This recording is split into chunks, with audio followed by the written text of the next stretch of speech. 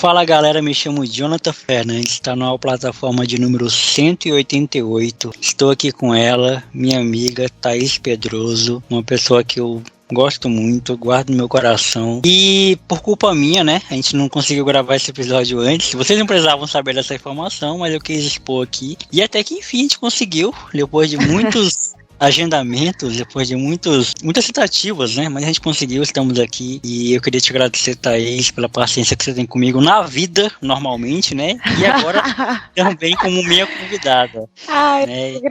eu que agradeço. Mas olha, o Jonathan enrolou, hein?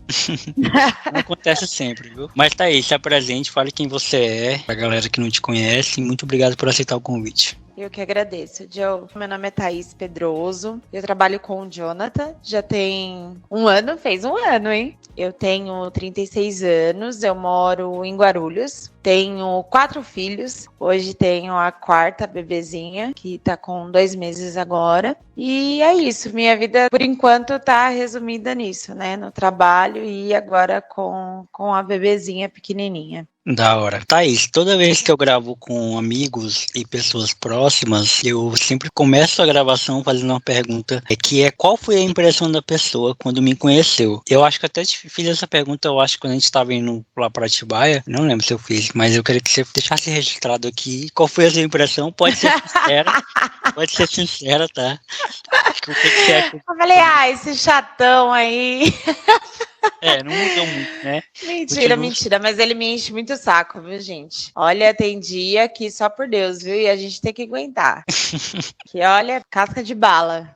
Mas mentira. A minha impressão foi totalmente contrária. Não que eu não tinha em mente que a gente fosse se dar bem, mas eu acho que eu mesma tenho, assim, uma dificuldade com as pessoas, porque a primeira impressão das pessoas quanto a minha pessoa geralmente é negativa, né? Tanto que você mesmo falou, né, da sua impressão com a minha pessoa, né? Então todo mundo fala assim, achei que era metida, achei que era chata, achei que era isso, que era aquilo, mas eu acho que mais por conta de aparência mesmo, e aí depois que a pessoa conhece e tem essa convivência ali no dia a dia, vê que é totalmente diferente. Se bem que você disse que não, né? Você falou, eu continuo com a mesma impressão. Mas eu ainda achei, Joe, que você fosse do Rio de Janeiro. Não achei que você fosse daí, não. Eu achei que você fosse do Rio de Janeiro quando eu entrei. Pela marra, né?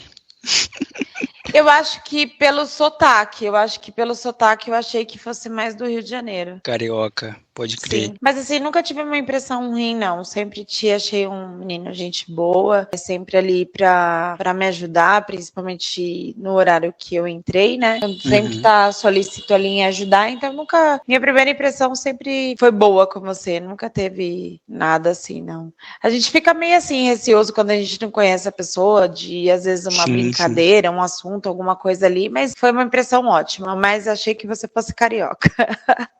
Mas vamos lá, Thaís. Antes de aprofundar em você propriamente dito, eu ia comentar uma coisa de como, porque quando você estava falando eu lembrei. Eu tenho muita facilidade em me aproximar mais de mulheres do que de homens. Assim, desde cedo, né? Desde pequeno. Eu tinha meu grupinho de amigos, óbvio, né, homens e tal, só que eu acho que o fato de eu ser criado por mulheres, eu fui criado pela minha mãe, pela minha avó paterna e pela minha avó materna, então sempre tinha mulher dentro de casa e eu era minoria, assim, em relação a homem. Nunca tive uma presença muito masculina dentro de casa, então era sempre mulheres me educando. Talvez eu consiga lidar melhor com mulheres por conta disso, por esse lado. Então, até nos meus locais de trabalho, né, que eu já passei, sempre eu tinha uma melhor amiga de trabalho, sempre uma melhor parceira de trabalho. O que para muitos homens é difícil essa relação, né? Porque muitos homens não conseguem ter relação com mulher e tudo mais. E aí eu tenho uma amizade muito forte com a Érica, né? Aí depois a gente criou meio que um trio, eu, você e a Érica, e aí depois a Érica saiu da empresa e você ocupou esse lugar, assim, de meu coração, né? Na verdade, na vida, né? E aí você se afastou agora eu quero te contar essa novidade. Você se afastou agora por conta da neném, e eu tô muito próximo da Sabrina agora, né? Da Sabrina Correia. Nem vem, Sabrina. Ó, eu sei que você vai ouvir, tá? Então já tô falando pra você, estou voltando. Mas é diferente, era isso que eu ia te falar, mas é diferente. Por exemplo, a minha relação com a Érica é diferente da minha relação que eu tenho com você, que é diferente da minha relação que eu tenho com a Sabrina também. Mas eu acho que as nossas ideias batiam bastante, né? Entre você e a Érica. Eu não sei, eu acho que a vibe era a mesma, né? Então, assim, da gente ser mais da nossa, ficar mais, né, de boa, eu acho que teve essa aproximação exatamente por isso. Eu me senti muito acolhida com vocês dois, exatamente por conta disso. E você falou dessa questão da amizade, e eu também sempre tive muita dificuldade de ter amigas. A minha rede de amigos sempre foi mais masculina, isso desde a minha infância, exatamente por conta dessa questão, dessa coisa das pessoas te olharem e te julgar por aparência e achar que você é uma coisa e na verdade é outra. Então eu sempre tive essa dificuldade também de ter amigas, então eu sempre tive mais amigos. E com a Érica também foi diferente, né? Porque eu me senti muito acolhida por vocês. E as minhas ideias com a dela sempre bateram muito. Senti muita falta dela quando ela saiu. Exatamente por conta disso. Porque é muito difícil ter uma relação mais assim aprofundada com uma mulher. Sempre o meu hall de amigos sempre foi mais masculino. A mesma coisa. E eu sinto também que, por exemplo, homens têm uma certa coisa de querer de querer ter assuntos masculinos, por exemplo, coisa que não combina muito comigo.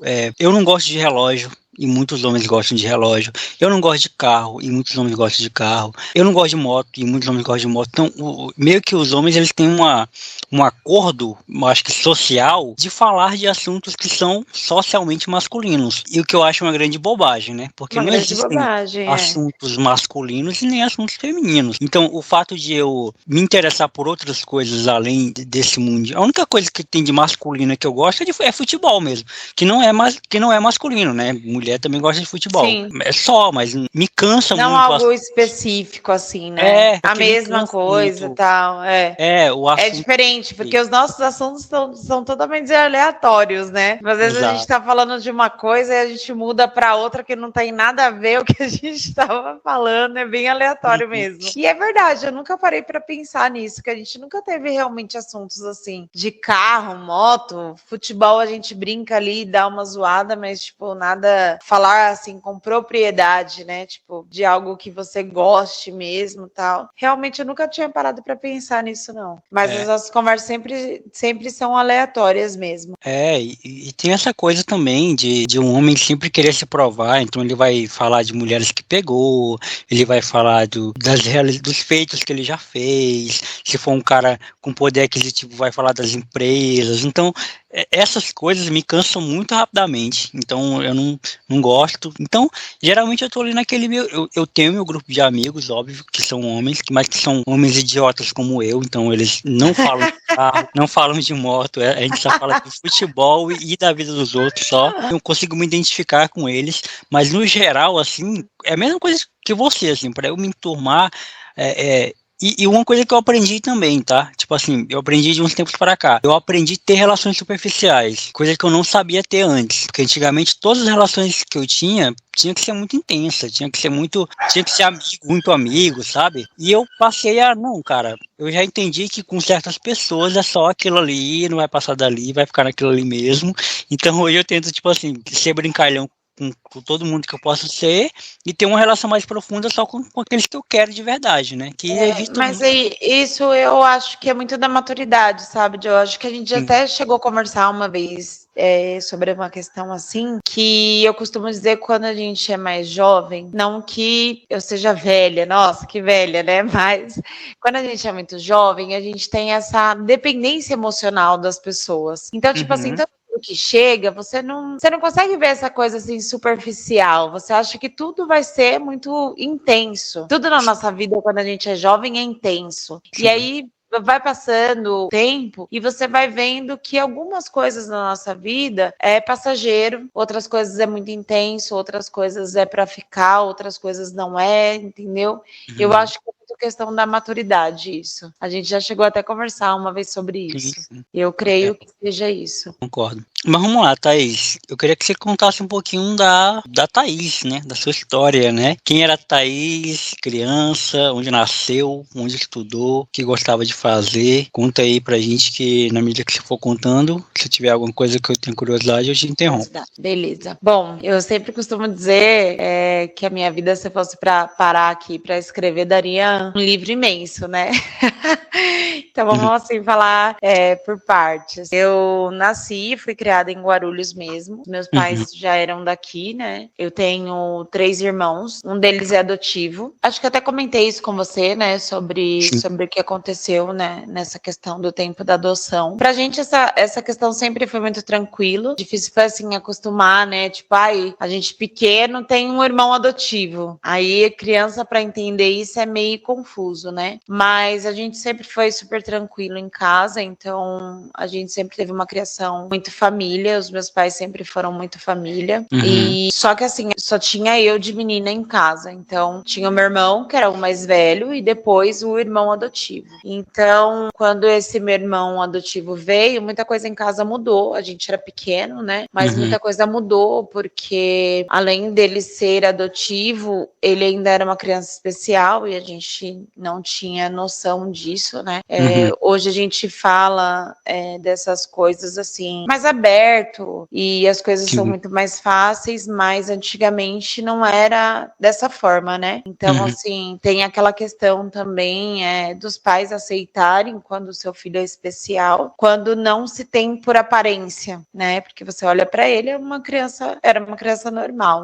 Então, pra gente, teve essa fase de adaptação ainda quando era criança. A minha mãe trabalhava, meu pai também trabalhava, então eu tive que amadurecer muito cedo exatamente por conta disso, né? Porque aí minha mãe teve ele, né? Teve ele ali do coração e a gente teve que mudar totalmente a nossa rotina ali. Aí a minha mãe saía de manhã e deixava tudo pronto, tal, mas eu tinha que cuidar dele. E ele, por ser uma criança especial, era mais complicado. Mas assim, por ter sido isso há muitos anos atrás, era algo que não era uma coisa assim específica, né? Olha, o seu filho tem isso, tem isso, tem isso. Então, assim, ele dava muito trabalho, ele demorou muito para andar, ele demorou muito tempo para falar. Então, automaticamente na escola foi tudo muito demorado. Ele tinha as limitações dele na escola. Então, tudo isso, assim, todo mundo em casa sentiu, né? Essa rotina que mudou quando o David veio para nossa família. Então, assim, a gente sempre foi muito família, sempre teve esse apego, assim, com vó, com vô, primos e primas, todo mundo reunido. E muita coisa mudou quando ele veio, né? Porque ele era uma criança que dava trabalho, ele era uma criança que dava trabalho na escola. Então, assim, tudo pra gente mudou totalmente. Até a questão da nossa adolescência mesmo, tudo mudou exatamente por conta do nosso irmão. Mas, graças a Deus, a gente sempre tirou de letra. Minha mãe sempre cuidou muito bem dele e ela trabalhava fora. Eu cuidava dele, assim, tanto que parecia que ele era um boneco na minha mão, né? Porque a minha mãe saía, eu dava 5, 6 banhos nele, saía com ele todo arrumado para passear na rua, porque antigamente não era como hoje, né? A questão de perigo, de andar na rua, de estar brincando até altas horas e só chegar em casa meia-noite, vai porque não tá mais aguentando de fome, não tá mais aguentando de sede e o medo de ficar em casa, né? Vou beber água. A mãe falava, você não vai sair mais. Mas assim, então a nossa infância a gente aproveitou muito, muito, muito mesmo, por ter sido uma época totalmente diferente da que a gente vive hoje, da qual eu crio os meus filhos hoje, né? Então eu tive uma infância super tranquila, mesmo a gente tendo essa limitação quando o nosso irmão chegou, uma coisa totalmente diferente na nossa vida, mas a nossa infância foi super tranquila, aproveitamos muito, brincamos muito, e a juventude nossa também só comecei a trabalhar muito cedo, porque a minha mãe, na época, ela tinha um salão e eu comecei a trabalhar com 13 anos, porque a minha mãe ficou doente e eu tive que ajudar ela no salão. Sim. E aí ela só falou, vai. Sabe quando você não sabe nem o que eu vou fazer aqui? Ela falou, mas eu preciso de vocês aqui. Ela falou, vai. Aí comecei a trabalhar com 13 anos, ajudando a minha mãe no salão. Logo depois a minha mãe fechou esse salão, foi trabalhar para uma outra pessoa e eu fui junto para trabalhar de auxiliar de cabeleireiro na época. E então, assim, desde muito nova, sempre tive muita responsabilidade, porque a primeira responsabilidade era cuidar do meu irmão especial e a segunda foi começar a trabalhar muito cedo, né? Então, sempre tive muita responsabilidade por conta disso. E fui mãe muito cedo. Eu engravidei com 17 para 18 anos. Na época, eu ainda estava no ensino médio, estava terminando o ensino médio. Parei, quase terminando já o terceiro ano, porque por conta das limitações de final de gravidez, né? E acabei não indo mais para a escola por conta disso. Então, sempre as minhas responsabilidades foram muito cedo, tanto em casa quanto trabalhar, estudar, que eu trabalhava e estudava, e aí depois veio a gravidez. A minha primeira gravidez foi um pouco complicada, porque quando eu engravidei, eu tinha conhecido o pai do meu filho, já era uma pessoa conhecida, né? Muito tempo. Então, assim, coisas de adolescente, sabe? Tipo, ai, vamos namorar, vamos noivar, vamos casar, vamos ter um filho, vamos. Que adolescente não pensa, né? Só faz merda. E aí, engravidei. Quando meus pais ficaram sabendo, meu pai ficou muito chateado comigo. Minha mãe foi um pouco mais dura, ela aceitou e tipo, e agora, né? E eu falei, não. Aí meu pai falou, o que você quer da sua vida? E eu ainda tava assim, na ilusão, né, da adolescência, né? Não, vou casar, e vou casar, e vou casar, e vou casar. Como não era ainda maior de idade, meu pai teve que me emancipar com 17 anos e eu casei. Foi um casamento que eu falo mais rápido que avião. O meu casamento durou 3 meses. Eu consegui, tipo, namorar, noivar, engravidei, casei, separei e meu filho nasceu e ainda não tinha feito 1 ano de namoro. Caramba. Esse tempo todo. E aí meu casamento durou 3 meses por conta de uma traição. Ele era uma pessoa mais velha do que eu. Eu creio que em torno de 13 anos, 12 anos, uma coisa assim, não lembro ao certo. Então, a responsabilidade dobrou, né? Eu sempre fui muito responsável, mas quando meu filho chegou, as coisas mudaram mais ainda, né? Então tinha aquela responsabilidade a mais. Então, assim, meus pais eram trabalhadores, não era bem de vida, então eu tinha que trabalhar, que era uma responsabilidade minha, né? Nesse tempo que eu não assinei essa separação, porque não dava para fazer o cancelamento, né, do casamento, a gente teve que fazer uma separação mesmo, né? Então, não foi uma separação consensual, ele não assinou amigavelmente, então a gente teve que fazer um litigioso, até porque eu estava grávida, então quando tem filhos ou a pessoa está grávida, alguma coisa do tipo, então o juiz já torna o processo de outra forma, né? E aí tudo bem, meu filho nasceu, ele nunca foi um pai presente, então tive que ser pai e mãe do meu filho, então a minha responsabilidade, assim, dobrou, mas eu costumo dizer que quando as coisas têm que acontecer, ninguém passa pela gente, né? A gente tem que passar exatamente aquilo que já vem destinado. Eu acredito muito nisso, que as coisas acontecem na nossa vida por questão de destino mesmo, e quando a gente tem que passar, ninguém passa pela gente. Não vou dizer que foi um processo fácil, porque não foi, porque ainda era uma menina com muitos sonhos, tinha muita responsabilidade, mas ainda estava terminando os estudos. Claro que não era o que meu pai e minha mãe queria pra mim. Então, assim, meu pai ficou muito chateado quando ficou sabendo que eu tava grávida. Mas o meu filho sempre foi a vida deles. Então, assim, meu pai e minha mãe me ajudou muito, muito, muito quando o Murilo nasceu. E eu costumo dizer que a partir dali, ele me fez a pessoa que eu sou hoje. A mulher que eu sou hoje, eu sou pelo meu filho mais velho, né? Hoje ele já tá com 18 anos. E aí, quando o Murilo já estava com 3 aninhos, mais ou menos, eu conheci uma outra pessoa, que foi meu ex-marido, que eu fiquei casada há 13 anos. Tive mais 2 meninos, e hoje o Eduardo tá com 10 anos e o Vini tá com 12. E fiquei casada por 13 anos, me separei vai fazer 5 anos agora em novembro.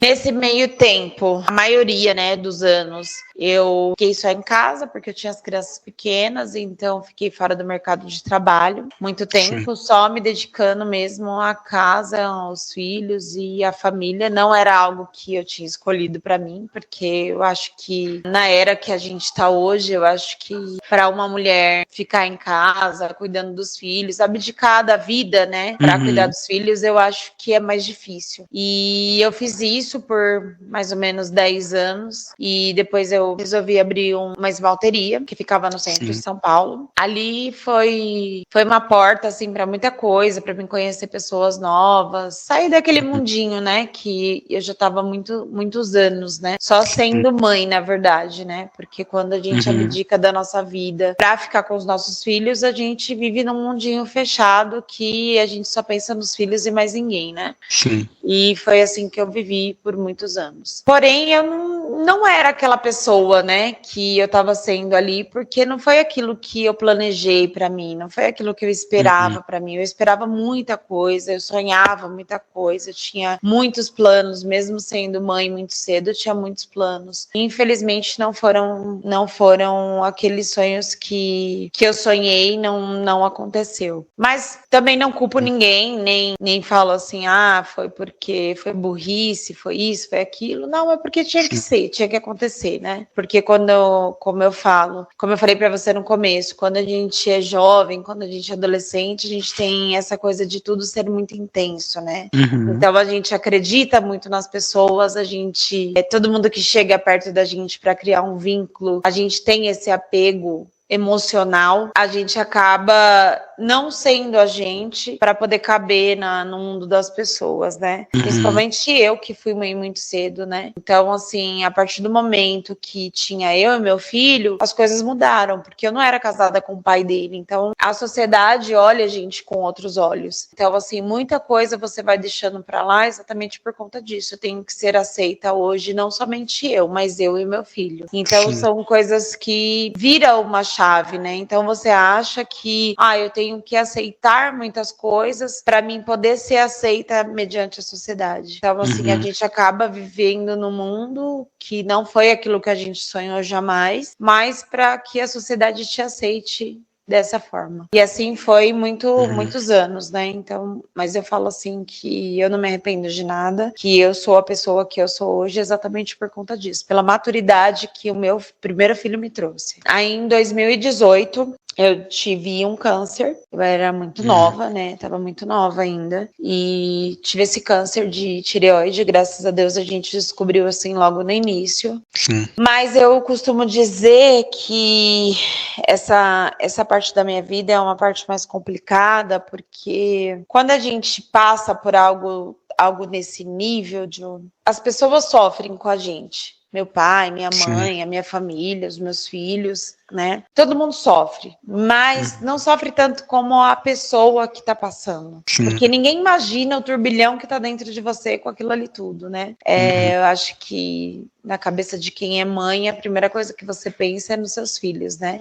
Então eu pensava muito nos meus filhos. A primeira coisa que veio na minha mente quando eu descobri que eu estava realmente doente foi exatamente isso, porque eu falo que o câncer é uma doença muito silenciosa. Então ele acaba te adoecendo mediante o diagnóstico, sabe? Tipo assim, o psicológico, né?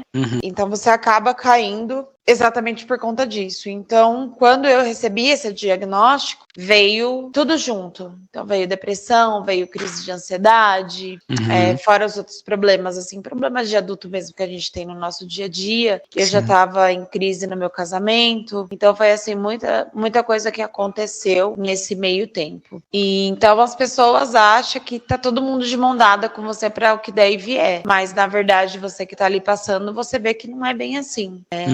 Nessa hora, você vê que as pessoas são bem seletivas. E você tem que aprender a entender que nem tudo é intenso na sua vida, nem toda amizade é intensa, nem todo amor é intenso, nem todo familiar é uma relação intensa. Você tem que saber diferenciar e é bem difícil. Essa fase para mim foi muito, muito complicada. E aí eu decidi, em meio a esse caos todo, que eu queria me separar por conta de muita coisa que já vinha acontecendo. Então a gente sentou e chegamos num consenso que realmente não daria mais pra gente continuar esse casamento. Porém, foi muito difícil, né? Porque já estava passando por uma situação muito complicada. O término da sua família.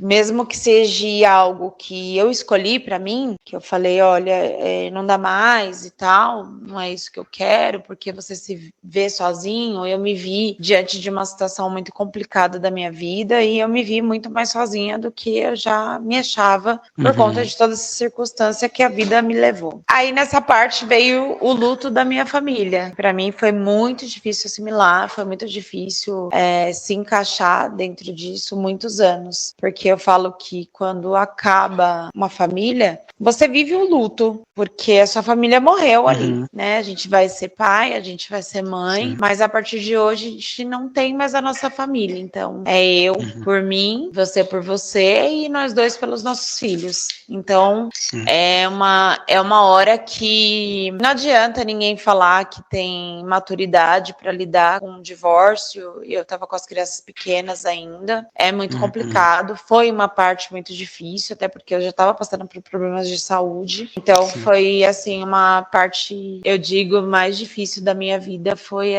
esse momento. Foi esse ano. Foi o ano de 2018, onde eu fiquei doente e houve o final do meu casamento, né? Desse ciclo que acabou, que carreguei por muitos anos, o luto da minha família. Então, assim, foi uma parte muito difícil, onde eu caí mesmo, assim, em depressão, caí mesmo, assim, de ansiedade. Então, tipo assim, aí você entra num outro mundo que você quer mostrar para as pessoas que você tá bem, que, né, vou curtir, vou sair, vou ser quem eu nunca fui nesse tempo todo, mas é porque você quer mostrar para as pessoas que você tá bem, quando na verdade não tem nada bem dentro de você, né? E aí você acaba se sabotando nisso, porque quando você entra para dentro da sua casa, que acabou, né, essa parte da festa, da bagunça, da zoeira, do oba-oba, você se vê sozinho de novo e vem todo esse turbilhão tudo de novo. Então, para você passar por esse processo é muito complicado, e para mim não foi diferente, foi muito complicado. E agora, passado, né, esses quase 5 anos, eu retomei a minha vida, voltei ao mercado de trabalho, fechei o que eu tinha lá exatamente por conta do fim desse casamento, porque eu voltei para Guarulhos, onde estava a minha família aqui. Lá era um pouco mais longe, tive que fechar lá, porque a gente teve inúmeros problemas também com a separação. E depois de 5 anos, eu consegui retomar a minha vida mesmo, né? Voltei a trabalhar, voltei para o mercado de trabalho, conheci uma outra pessoa, engravidei, que não estava nos meus planos, foi uma parte sofrida também para aceitar essa última gravidez, mas agora, passado esse turbilhão, agora tá tudo tranquilo. Agora chegou a parte da aceitação, né? Mais uma vez. Então agora tá tudo tranquilo. Agora veio a menina, né? Agora veio uma menina. Para mandar em todos os marmões que você tem. Exatamente. Agora veio a Luizinha, ela tá com 2 meses, mas assim, graças a Deus, um bebê super saudável, por mais dos meus problemas de saúde que eu tive e que eu vou ter pro resto da minha vida por conta desse câncer que eu tive, que eu faço um acompanhamento, né? Então, assim, foi uma gravidez difícil, foi uma gravidez complicada. Mas, graças a Deus, ela veio esbanjando saúde, tá muito bem, não dá um pingo de trabalho, é um anjinho mesmo. Falo assim que ela veio pra me salvar de algo que eu não sei ainda, que a gente não entende, né? O porquê, mas Deus sabe de todas as coisas. E, resumidamente, é isso. Caramba, assim, um dos motivos de eu ter te convidado pra gente trocar essa ideia, porque eu já sabia um pouco da sua história, né, que a gente conversou já pessoalmente até lá na viagem que a gente fez para Atibaia e tal, e eu queria muito que os meus ouvintes, né, ouvissem a sua história, porque esse programa foi criado com esse intuito mesmo, para contar histórias, e muitas histórias já passaram por aqui, né, você é o 188, então muitas histórias já foram contadas aqui, e eu me surpreendo toda vez que eu ouço, assim, e tem uma coisa que você passou, ele se parece muito com o que minha mãe passou. Também em relação à minha irmãzinha, né? Minha irmã tem 5 anos, fez 5 anos agora em fevereiro. E a minha mãe também, não vou lembrar agora qual foi o ano, mas eu acho que em 2017 ou 2018 também, a minha mãe, ela tava com um problema no útero, né? Que estava com característica de câncer também. Mas, na verdade, não foi câncer, não era câncer, né? Era um tumor. Cara, é como você falou, né? A família toda sofre junto. Isso era inimaginável, a gente passar por isso. A gente sempre acha que vai acontecer com os outros, nunca com a gente, né? Então, a gente sempre achou algo distante. Da mesma forma foi quando eu tive depressão lá em casa, onde todo mundo sofreu junto comigo, porque ninguém nunca imaginava que eu teria depressão um dia. E a gente acha que depressão é coisa dos outros, não da gente. Então, essas coisas que acontecem com a gente faz com que a gente tenha uma maturidade e aprenda, e que óbvio, né? Assim, eu não gosto de ficar também romantizando o que é ruim. Não é a nossa intenção também romantizar, nossa, que legal passar. Não, é horrível. É horrível passar por depressão. É o que eu falei, eu acho que todo mundo sofre, né, John? Mas assim, a gente que passa a gente que passa, a gente sente, né? A gente tá sentindo que ninguém sente, né? A gente tem essa impressão que, tipo assim, tá todo mundo sofrendo, beleza, tá todo mundo sofrendo. Mas a gente se vê sozinho. Por mais que você vê que, tipo, a nossa família tá todo mundo se mobilizando, né? Todo mundo tentando ajudar de uma forma, mas a gente que tá passando por esse processo não entende dessa forma. Porque você se vê sozinho o tempo todo. Exato. E é muito difícil. E eu, além da depressão e das crises de ansiedade, né? Que é uma coisa carrega a outra, ainda tava passando por esse problema, né? Uma doença horrível, que só de você ver o nome, você já se apavora, porque não tem câncer pequeno, câncer grande. Existe o câncer, né? Então, você não imagina o quão devastador ele vai ser ali no momento. Você sabe que você tá doente, mas a gente não imagina o que tá por vir ainda, né? É muito bom descobrir no começo, beleza, descobrimos no começo, mas tem todo um processo por trás disso. Então, assim, a gente acaba mobilizando a família toda, mas mesmo assim a gente ainda se acha sozinho. Nada é suficiente para quem tá passando por isso. É um momento muito difícil. Exato. E aí depois que minha mãe passou por isso, né, aí ela teve a Júlia, veio a Júlia, que é a minha irmã, né, que é a xodora aqui de casa, que simbolizou a cura da minha mãe, né, simbolizou que a minha mãe tava bem, novamente, né, que tava tudo certo, não tinha mais nada com o útero dela e tal. É como você falou, às vezes a gente não entende, né? Eu acho que às vezes não dá para entender mesmo, né? Eu acho que aceitar é um processo, mas entender não é obrigado a se entender, porque tem muitas coisas que a gente passa, assim, que a gente fala, caramba, mas por que eu, né? Mas por que comigo? Mas por que... E aí a gente tem que ter o trabalho de ressignificar, né? O porquê não comigo, né? Por que não comigo? Porque eu tenho que estar isento, né, disso. Depois que a gente passa, a gente entende que a gente está sujeito a isso mesmo, não tem o que fazer, cara. A gente está sujeito a ter uma doença de uma hora para outra, a cair alguma coisa na nossa cabeça quando a gente está andando na rua. Enfim, as mazelas do mundo estão aí e a gente está sujeito a sofrer uma delas, né? Existem tantas mazelas no mundo que alguma vai te pegar em algum momento, alguma vai te afetar em algum momento, não tem o que fazer. É que a gente vê as histórias assim, a gente acha sempre, nossa, né, coitado e tal. E eu tinha muito essa questão de, tipo, não querer parecer coitada para as pessoas. Porque a primeira coisa que parece que quando as pessoas te olham com olhar de coitada. Sim. De pena, né? Então eu costumo dizer, até brinco com a minha mãe, eu falo assim, olha, a minha mãe fala assim, eu não acho que a pessoa coitada não, porque fez isso, fez aquilo, né? Eu falo, mãe, não é que eu falo do coitada, porque eu acho uma palavra tão forte, coitado, sabe assim, quando te dá um impacto, você fala assim, eu acho que ninguém merece ser um coitado. Sim. Então, assim, parece que as pessoas te olham com esse olhar de coitado. Ai, coitada que tá passando por isso. Ai, coitado que tá passando por isso, entendeu? Então, assim, por isso que eu falo que é um processo tão difícil que você sabe que o olhar das pessoas é esse, né? A primeira coisa, ai, coitado. Ai, tadinho. Ai, não sei o quê. E eu não queria que as pessoas me vissem dessa forma. Não que não tava me devastando por dentro aquilo, mas eu não queria mostrar isso pras pessoas. pessoas, para os meus filhos em casa, ter um ar de coitada, que as pessoas me olhassem, ai, coitada. E é um processo muito complicado, meu. É um processo, assim, tipo, que você fala, meu Deus do céu, e agora? Principalmente eu com as crianças que estavam pequenininho, isso tem agora, vai fazer 5 anos em agosto da minha cirurgia. Então eu tava com 30 anos, e você passar por uma situação dessa, você falar primeira coisa que vocês perguntam, por que eu, né? A gente costuma dizer que a depressão e a crise da ansiedade é a doença da era, né? E aí você ter que carregar uma coisa dessa, e ainda um câncer com 30 anos, você se pergunta o porquê, né? Mas essa resposta a gente nunca vai ter. Eu tinha que passar por aquilo. Por quê? Não sei, só Deus sabe. Só Deus sabe por que a gente tem que passar certas coisas. Exato. E da mesma forma também as coisas boas, né, Thaís? Como você acabou de falar também da sua filha, né? Você não tinha projetado ter outro filho, e ela veio e você também não sabe. E eu acredito que você ama a sua filha, né?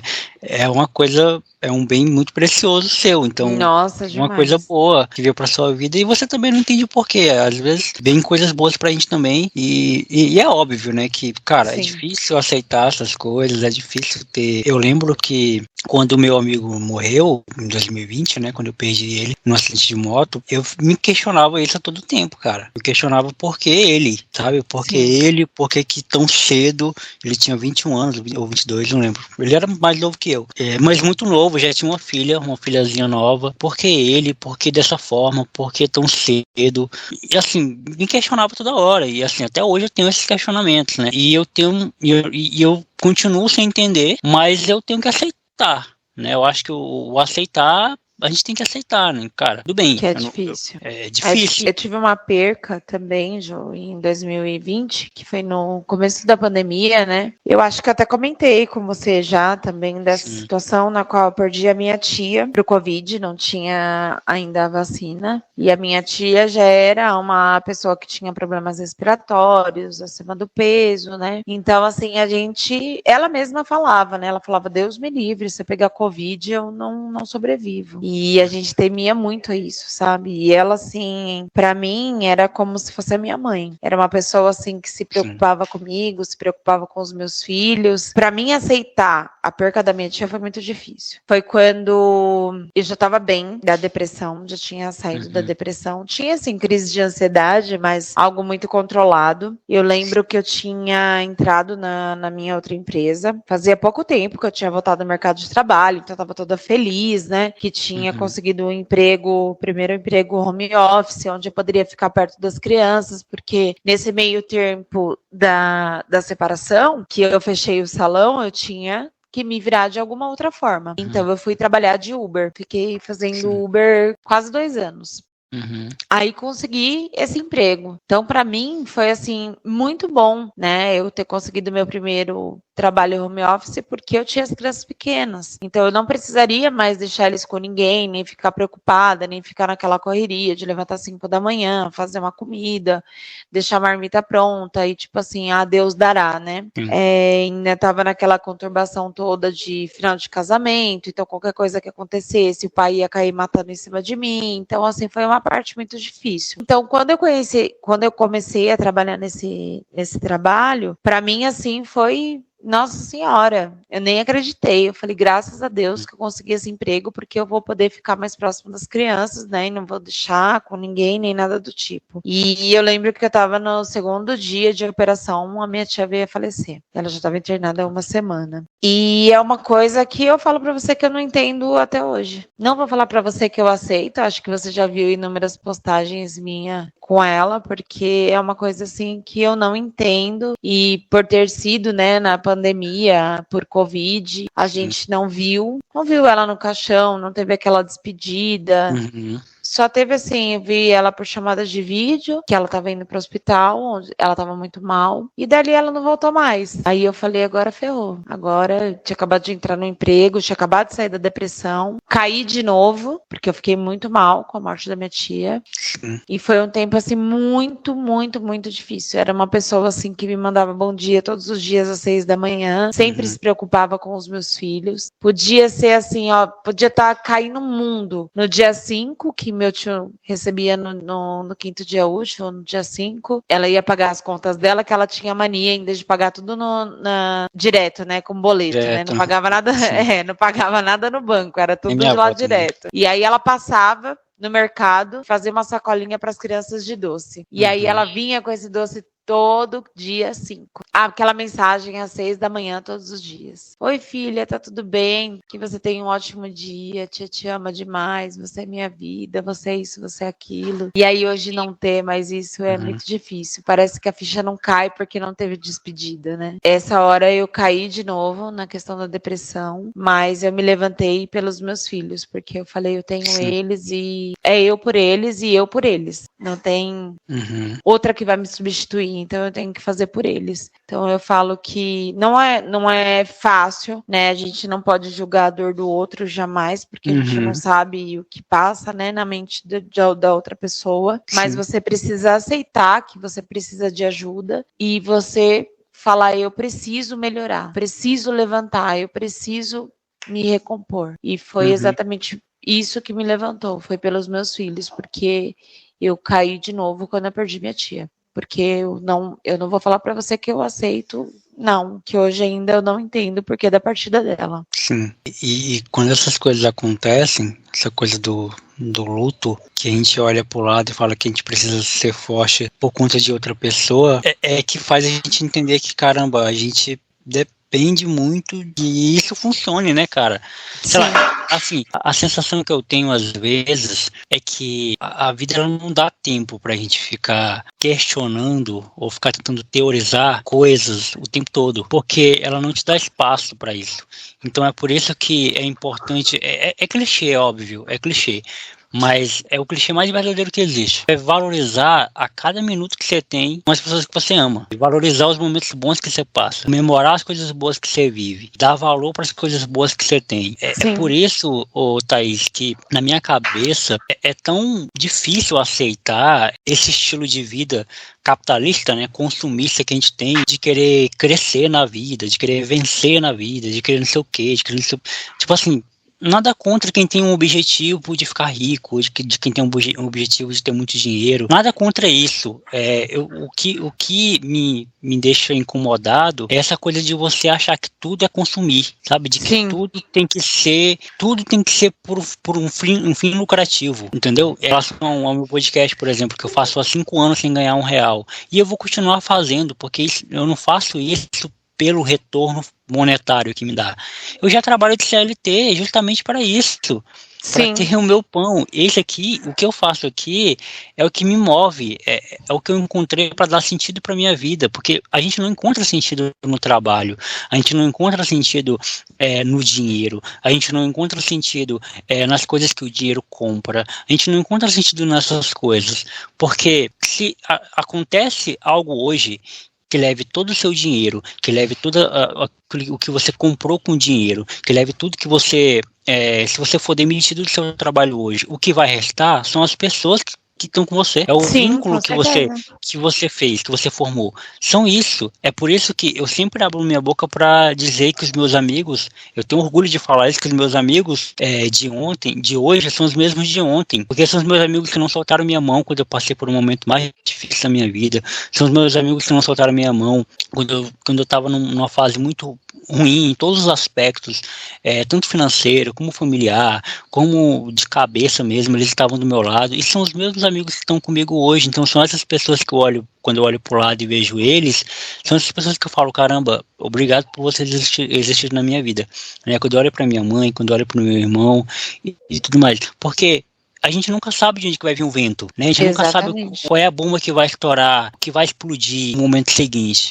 Aí você fica se gastando, você fica lutando para consumir coisas, para ter coisas, e ignorando quem está ao seu redor, ignorando o que está do lado, ignorando às vezes até as coisas simples da vida, a comida que você come, o teto que você vive, o ar que você respira, que são coisas que realmente são coisas triviais, estão ali o tempo todo. Você Sim. Às perde vezes a a gente noção. se lamenta de coisas que dá até vergonha, né, Gil? Exato. Às vezes a gente, eu já tive assim tempo realmente de reclamar e depois parar pra refletir e falar, poxa, eu não tô acreditando que eu tô reclamando disso, cara. Tipo, se você olhar pra trás, e eu tenho muito isso mesmo, assim, igual você, dessa questão de, tipo, valorizar o hoje, valorizar as pessoas. Eu sempre Sim. falo assim, eu fiquei 5 anos solteira exatamente por conta disso. Porque lá na minha separação, lá atrás, eu me aproximei de pessoas que eu jamais imaginaria ter na minha vida. Eu me aproximei mais ainda da minha família.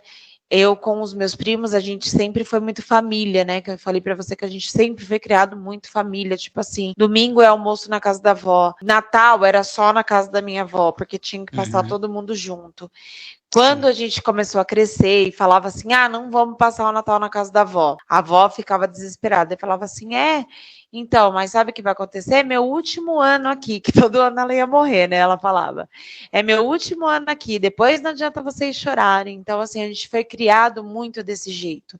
Então, assim, a gente dá valor para as pessoas do que para as coisas. A minha família sempre teve muito isso. Então, eu coloquei na minha cabeça que se fosse para eu colocar alguém na minha vida que fosse me afastar daquilo que me faz bem, das pessoas que ficaram do meu lado, assim, gente que nunca eu imaginei na minha vida que fosse se aproximar de mim. Então, assim, foi no momento da dificuldade que eu conheci realmente quem era quem eu podia contar, quem eu não podia contar. Foi, assim, uma coisa, assim, que eu falo, meu Deus do céu, uma coisa muito inesperada. E hoje, eu não abro mão dessas pessoas por nada e nem por ninguém, porque eu sei que no momento da minha dificuldade, foi as pessoas que me estenderam as mãos.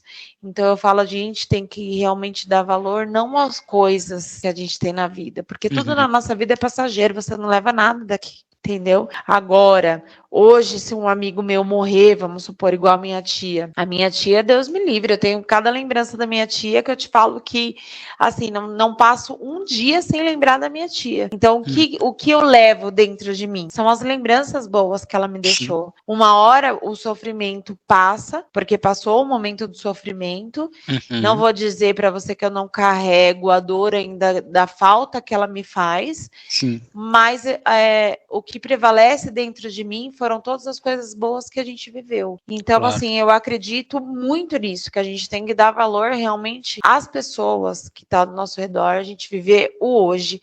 Eu costumo dizer que depois que eu tive o câncer, ainda mais eu valorizo o hoje. Eu não tenho mais sonhos, eu não acredito no amanhã, já falei isso para você também, que uma vez a gente entra numa discussão, uma discussão saudável, claro, quanto a isso, porque eu falo, hoje tenho na minha cabeça que o amanhã, ele é só consequência do que eu vou fazer hoje. Então, se eu quiser que o meu amanhã, se ele chegar a vir, que ele seja bom para me colher os frutos daquilo que eu estou fazendo hoje, mas eu acredito no hoje, eu vivo o hoje. O que eu tenho para melhorar é hoje, o que eu tenho para fazer é hoje, porque o amanhã eu não sei como vai ser. Não sei se eu vou estar aqui, não tenho sonhos, não faço planos e nem nada do tipo. Eu quero fazer hoje para que se o amanhã vier, eu vou ter uma consequência boa ou ruim daquilo que eu fiz hoje. Então, tipo, não adianta você ficar, porque eu quero mais dinheiro, porque eu quero carro, porque eu quero isso. E eu sou uma pessoa, Joe, que eu sou assim, se eu tenho para mim, todo mundo tem. Eu não tenho apego com dinheiro, eu não tenho apego com coisas. Vamos supor, você vai deixar o seu notebook com as crianças? Gente, é um material, sabe? As crianças estão brincando, tá isso, tá aquilo, vai brincar, vai no jogo, vai isso, vai aquilo. Eu vou ter apego nisso daqui? Pra quê? Entendeu? Os meus meninos, eu quero comer tal coisa. Se eu tenho, eu não tenho isso comigo, Joe. E eu sou uma pessoa que, se você falar para mim assim, vamos tomar cerveja aqui na calçada, vamos tomar, vamos num lugar mais humilde, vamos num lugar mais chique, vamos, eu não tenho essa, porque eu vivo o hoje. E principalmente depois que eu fiquei doente. Eu vivo o hoje. Sim. Porque o amanhã eu não sei como vai ser. Eu acredito muito que ele seja uma consequência daquilo que a gente plantou hoje. Porque falar pra você que hoje eu tenho sonhos, porque meu sonho é isso, meu sonho é aquilo, não. Eu planto, pra mim, se eu tiver uma colheita lá na frente, vai ser uma consequência daquilo que eu fiz hoje. Mas não um sonho. Falar, porque eu sonho em ter isso, sonho em ter aquilo, eu quero mais dinheiro, eu quero carro, eu quero isso, quero aquilo. Não.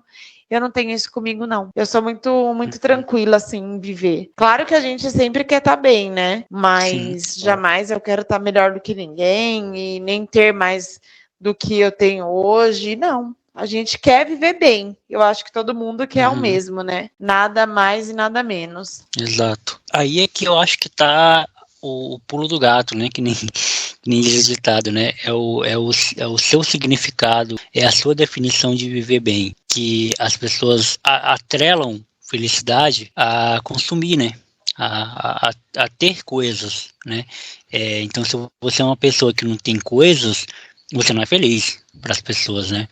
E sendo que não, cara, tem uma frase bem icônica do Davi, né, na participação dele no BBB, que é muito do que eu compartilho também, que é no momento que ele pensa em desistir do programa, né, que ele começa a chorar, tá todo mundo contra ele, tá todo mundo virando as costas para ele, que ele fala que preferia ser feliz, né, ter paz comendo ovo, né, do que ficar numa casa onde está todo mundo querendo passar por cima dos outros para ter um prêmio. E é sinceramente o que eu acredito, Thaís. Sinceramente o que eu acredito. Eu não vejo, os meus olhos não se enchem com dinheiro. Dinheiro não me traz nenhuma satisfação que eu olhe assim e falo, caramba, eu quero. Os números que as pessoas dizem para mim, sei lá, 1 milhão, 2 milhões, isso não me diz nada, isso não significa nada para mim.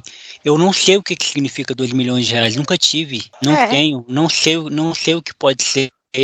Eu também não quero pagar o preço para ver. Todo mundo diz que se tivesse, todo mundo fala isso, se eu tivesse tanto dinheiro, eu ia fazer tantas coisas. Será que ia? Como é que tu sabe disso, pô? Como é que tu sabe? Você não sabe, exatamente. Não sabe. Você não sabe, você não tem essa noção, você não, da mesma forma que você não sabe como é ser um mendigo, morador de rua sem teto, você não sabe como é passar uma noite ao relento, você também não sabe como é que é ter um milhão de dinheiro, pô, sua conta bancária. Então, não adianta você chegou num ponto muito bom agora, nessa questão que você falou. Teve uma época da minha vida que eu era uma pessoa muito magoada, sabe? Eu levava, assim, tudo a ferro e fogo que as pessoas traziam pra mim. Então, assim, se você falasse um pouco mais rude comigo, eu levava aquilo ali pra mim que eu já não conseguia nem dormir, porque você falou um pouco mais rude comigo, às vezes nem é algo comigo mesma, às vezes é nosso dia que não tá legal, alguma coisa aconteceu, a pessoa não tá muito afim de conversar, e eu levava isso muito assim a ferro e fogo pra mim, sabe? Eu ficava muito magoada, pra mim assim era uma coisa assim fora do comum, e eu acabava brigando muito, principalmente tipo em família e tal. A minha mãe fala que eu era muito brava quando era mais nova.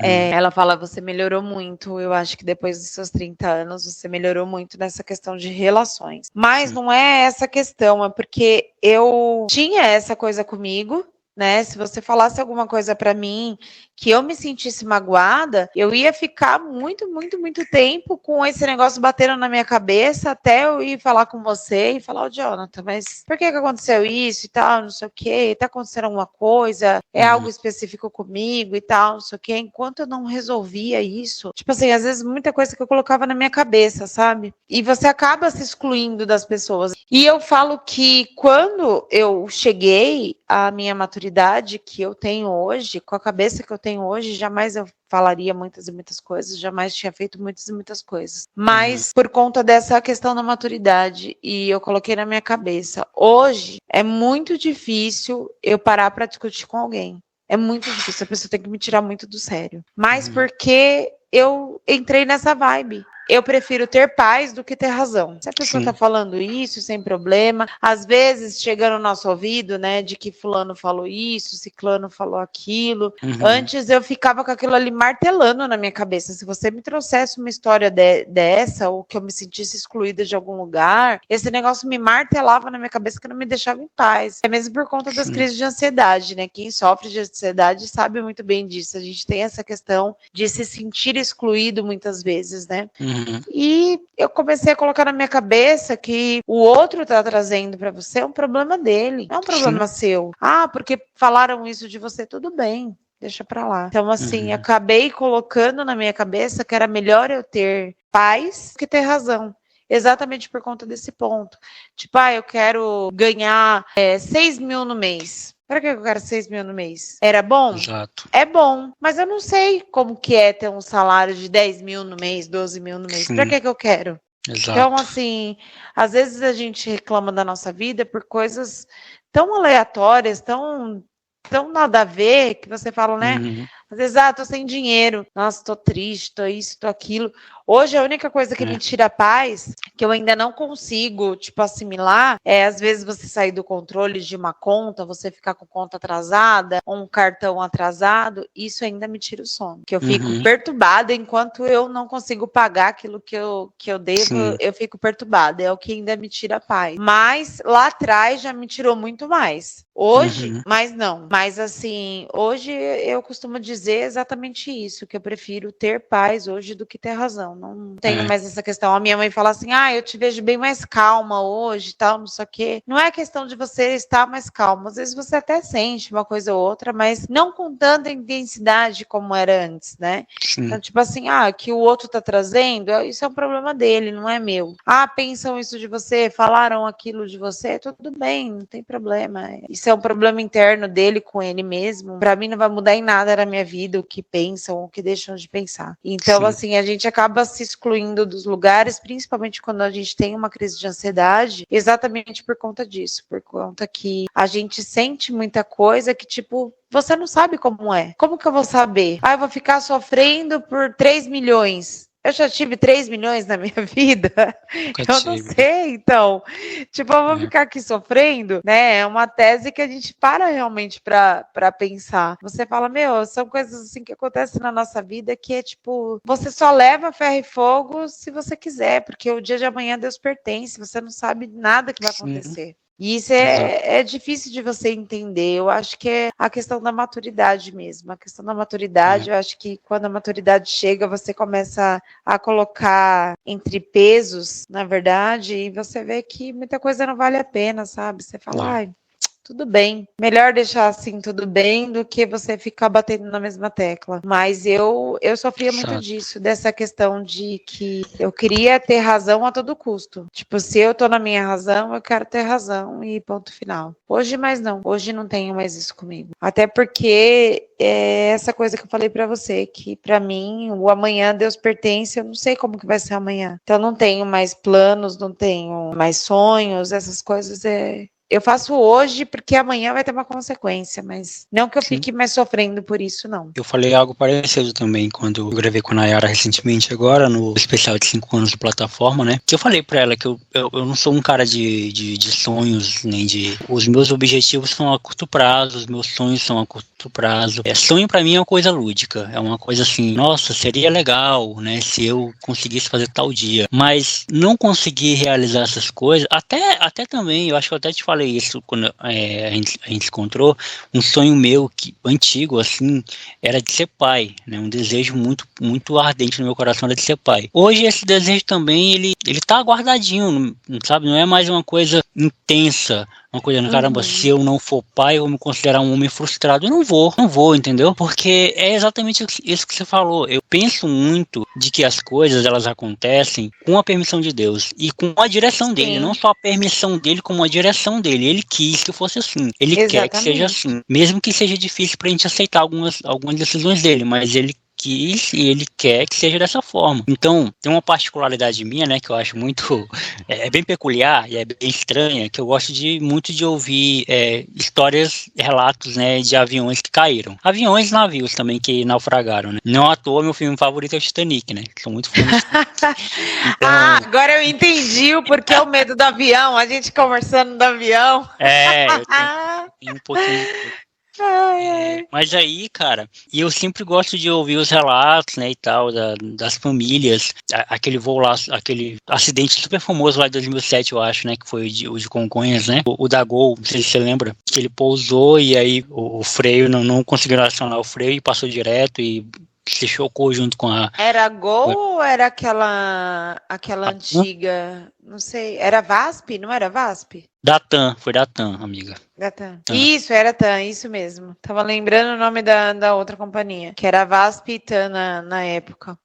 Foi a TAM. E aí eu tava vendo, né, relatos dos familiares, eles contando como é que era a relação com os familiares que morreram e tal, naquele dia. E aí, cara, quando eu olho pra isso, quando eu olho pra essas coisas, esses relatos, eu falo, caramba, a vida é isso aí, velho. A vida é um segundo, a vida é um instante, né? Tem até a música do Ozzy Sarão que se chama Menos de um Segundo, e é menos de um segundo tudo acaba. E a gente tá pegando os nossos segundos que a gente tá vivendo, projetando futuros que a gente não sabe se vai existir ou não. Incerto, né? Incerto. Tá sofrendo por algo incerto. Tipo assim, e mais uma vez eu repito, eu não vejo problema em você ter sonhos ou objetivos, mas o problema que eu vejo é em você projetar a sua vida para isso, é você esquecer do que tem hoje, do presente de hoje. Tem muita gente, por exemplo, que recebe o seu dinheiro do mês, né, paga suas contas e o que sobrar coloca no lazer, né? Eu não, cara, eu coloco o meu lazer junto com as minhas contas, eu coloco o meu lazer junto com tudo que tá ali, porque, cara, é o que me faz viver. Eu não posso só trabalhar, Thaís, eu não posso só trabalhar as minhas 9 horas por dia e viver em casa como se a vida fosse só trabalhar e pagar a conta, trabalhar e pagar a conta, porque não é. Exatamente. Porque se a vida for isso, meu Deus, eu já tô morto. Não precisa nem morrer, não. Eu já tô morto já hoje. Entendeu? Quem eu sou? Não sou ninguém. Eu sou um robô programado. O que eu faço, um robô pode fazer. O robô não tem diversão, o robô não tem lazer, o robô não tem sentimento nenhum. Eu sou um ser humano, eu não posso viver como uma máquina que só produz, que só gera renda para outras pessoas. Não, eu tenho que viver, então eu tenho que viajar, eu tenho que ir para um restaurante, eu tenho que ir para um barzinho, eu tenho que ir para um pagode que eu gosto, eu tenho que comer coisas que eu gosto, eu tenho que fazer coisas que me fazem bem. E eu tenho que ser grato por hoje estar comendo ovo se tiver ovo. Eu tenho que ser grato por estar comendo o arroz com feijão se tiver arroz com feijão. Porque ontem eu não tinha e talvez amanhã eu não tenha, mas hoje eu tenho. Olha só, pensam que a gente tem. Mas parece que uma sensação que a gente tem é que a gente está sempre olhando para o que falta e não para o que a gente tem. Verdade. A gente está sempre olhando para o buraco que falta. Buraco que falta preencher. A gente está sempre olhando para ele. Enquanto a gente não vê aquele buraco sendo preenchido, parece que a gente está incompleto. E a gente esquece de ver o tanto de coisa boa que está acontecendo ao nosso redor o tempo todo, né? E tudo parece suficiente. Isso causa um estresse, né? Você, tipo, eu vou fazer se der. Se der, eu faço.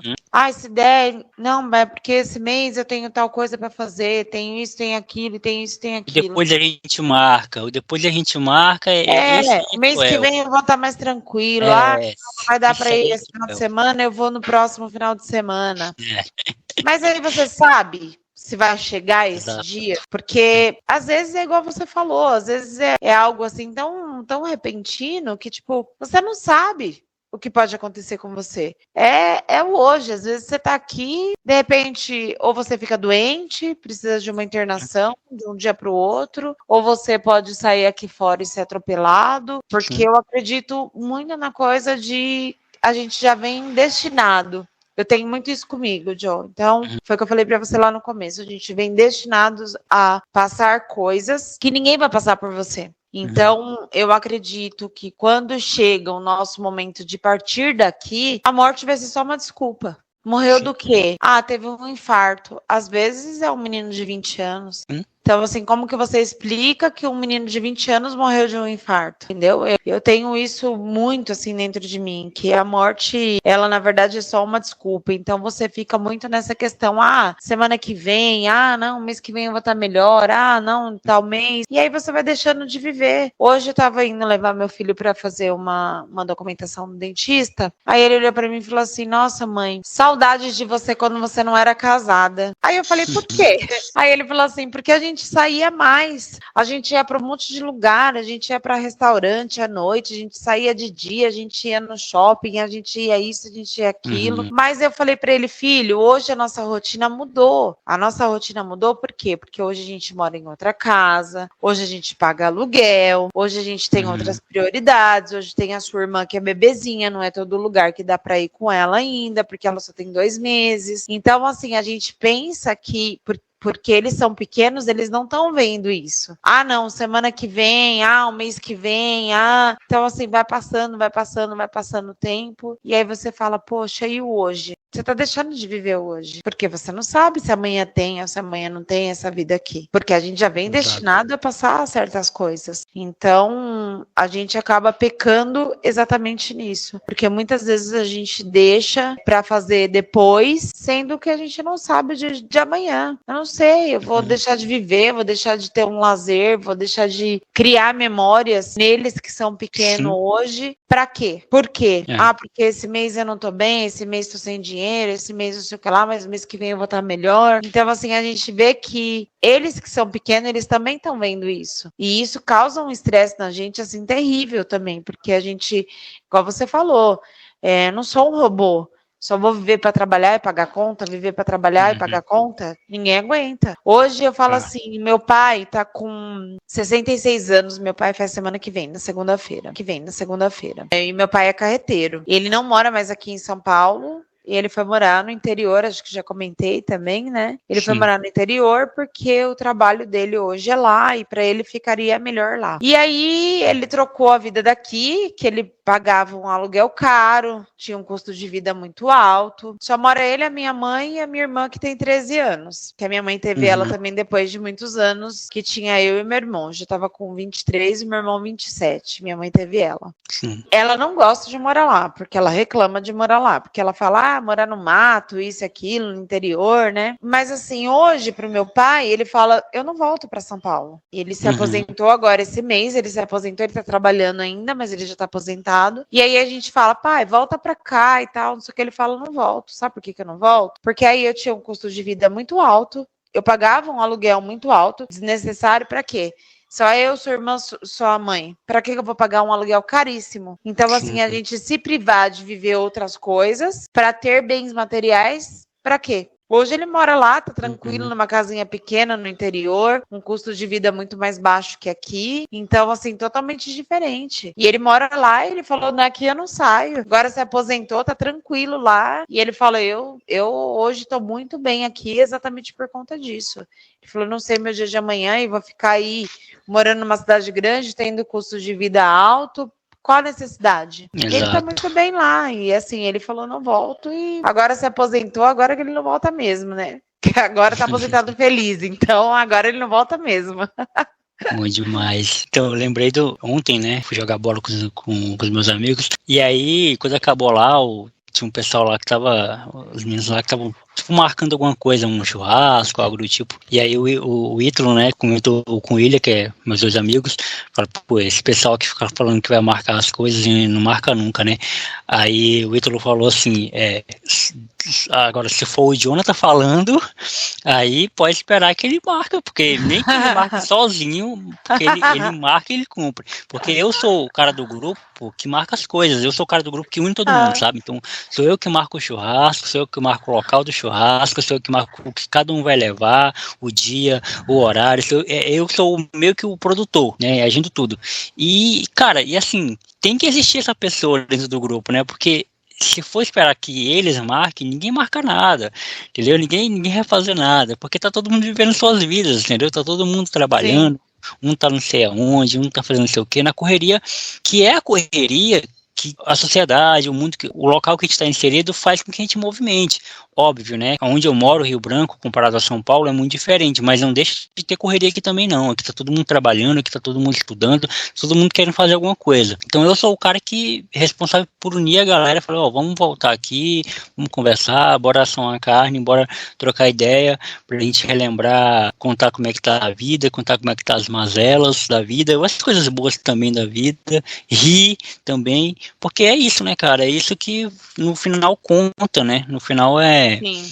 A gente é um pouquinho dessas relações. Você é um pouquinho da sua mãe, você é um pouquinho do seu pai, você é um pouquinho das suas amigas, dos seus filhos, do seu esposo. A gente é uma construção de tudo isso, dessas pessoas que fazem parte da nossa vida, né? Verdade. Aqui sempre foi eu. Quando eu morava lá, eu morava numa casa lá embaixo na Vila Rio, onde é do meu pai, né? Então, depois que eu casei, comentei que a casa ia ficar pequena, porque a bebê chegando e tal, a gente teve que mudar. Mas lá era assim, a resenha sempre era na minha casa. Então, às vezes, numa quarta-feira, vamos fazer um churrasco, gente? Era do nada, vamos fazer um churrasco. Então, cada um traz um pouco de coisa, vamos fazer o churrasco, vamos sentar, conversar, dar risada, e ali a gente ficava até de madrugada. Outro dia, todo mundo com a sua rotina normal, mas a gente sempre teve essa questão da gente sempre estar ali unidos, as pessoas, né, que a gente tem ali do nosso dia a dia, mas sempre todo mundo muito unido, porque é isso que eu tenho comigo. Pode ser segunda, pode ser quarta, pode ser final de semana, a gente viveu hoje, porque eu já cheguei a não ter certeza realmente do meu amanhã, e eu sei o que eu passei com isso, então o meu hoje é muito valorizado.